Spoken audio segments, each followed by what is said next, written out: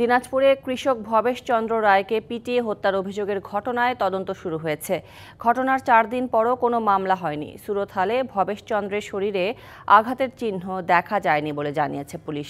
নিহতের স্বজনরা জানায়, বৃহস্পতিবার বিকেলে পার্শ্ববর্তী এলাকার রতন, আতিক, মুন্না সহ কয়েকজন যুবক বাড়ি থেকে ভবেশকে ডেকে নিয়ে যায়। রাতে ভবেশের মোবাইল থেকে তার ছেলেকে জানানো হয় অসুস্থ হয়ে পড়েছেন তিনি।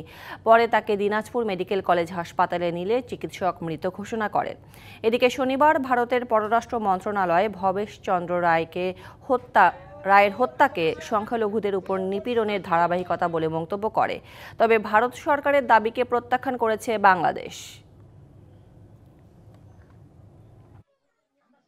বাসাতে নিয়ে গেছি, সুস্থ অবস্থায় নিয়ে গেছি এবং নারায়ণতে নিয়ে গেছি এবং ফুলবাড়িতে আনি অসুস্থ অবস্থায় বাসা থেকে নিয়ে গেলেন, বাসায় আনি দেন, লোকটা অসুস্থ হয়েছে। আমার কাকার সুষ্ঠু বিচার চাই, যে যেভাবে মারা গেছে এটার বিচার হয়।